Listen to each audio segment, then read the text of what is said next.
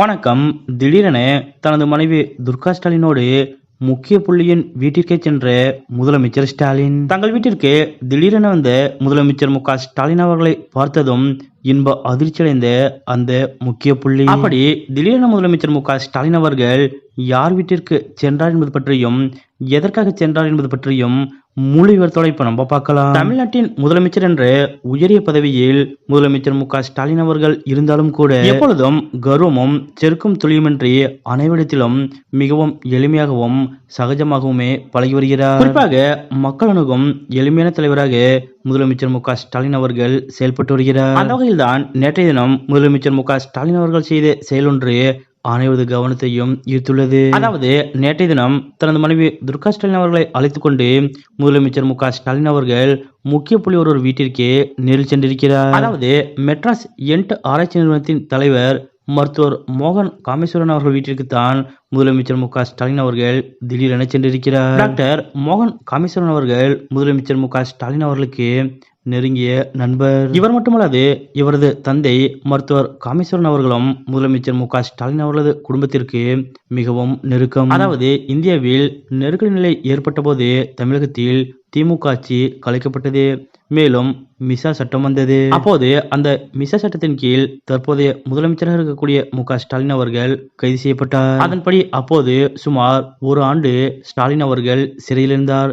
அப்படி சிறையில் இருந்தபோது ஸ்டாலின் அவர்களுக்கு திடீரென சைனல் பிரச்சனை ஏற்பட்டது. அப்போது சிகிச்சைக்காக ஸ்டாலின் அவர்களை போலீசார் சென்னை அரசு பொது மருத்துவமனைக்கு அழைத்து சென்றனர். மேலும் போலீஸ் பாதுகாப்புடன் ஸ்டாலின் அவர்களுக்கு சிகிச்சை வழங்கப்பட்டது.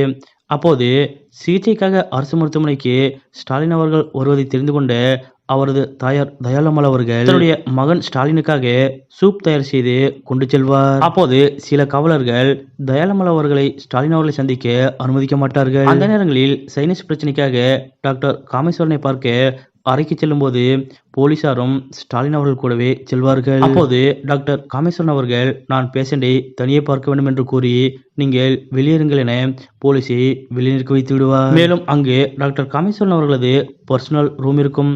அங்கே தயாளம்மாள் அவர்கள் இருப்பார்கள். அதன்படி போலீசார் வெளியே சென்றவுடன் மருத்துவர் காமேஸ்வரன் அவர்கள் தயாளம்மாள் அவர்களை அழைத்து ஸ்டாலின் அவர்களை சந்திக்க வைப்பதோடு அவருக்கு சூப் கொடுக்கவும் அனுமதிப்பார். அந்த அளவிற்கு முதலமைச்சர் மு.க.ஸ்டாலின் அவர்கள் குடும்பத்திற்கு டாக்டர் காமேஸ்வரன் அவர்கள் நல்ல நெருக்கம். இதனை ஒரு நிகழ்ச்சியில் முதலமைச்சர் மு.க.ஸ்டாலின் அவர்களே மிகவும் நெகிழ்ச்சியுடன் தெரிவித்திருந்தார். அதன்படி டாக்டர் காமேஸ்வரன் அவர்களது மகன் மோகன் காமேஸ்வரன் அவர்களும் முதலமைச்சர் மு.க.ஸ்டாலின் அவர்களுக்கு நெருக்கமான நண்பரானார். தற்போது மெட்ராஸ் என்ட் ஆராய்ச்சி நிறுவனத்தின் தலைவராக மருத்துவர் மோகன் காமேஸ்வரன் அவர்கள் இருக்கிறார். இப்படிப்பட்ட நிலையில்தான் நேற்றைய தினம் மருத்துவர் மோகன் காமேஸ்வரன் அவர்கள் தனது 70வது பிறந்த நாளை கொண்டாடினார். அதன்படி திடீரென முதலமைச்சர் மு.க.ஸ்டாலின் அவர்கள் தனது மனைவி துர்கா ஸ்டாலின் அவர்களையும் அழைத்துக் கொண்டு சென்னை அடையாறில் உள்ள டாக்டர் மோகன் காமேஸ்வரன் அவர்கள் இல்லத்திற்கே நேரில் சென்று அவருக்கு பொன்னாடை அணிவித்து தனது பிறந்தநாள் வாழ்த்துக்களை தெரிவித்திருக்கிறார். முதலமைச்சர் மு.க.ஸ்டாலின் அவர்களது இந்த வருகையை சற்றும் எதிர்பார்க்காத டாக்டர் மோகன் காமேஸ்வரன் அவர்கள்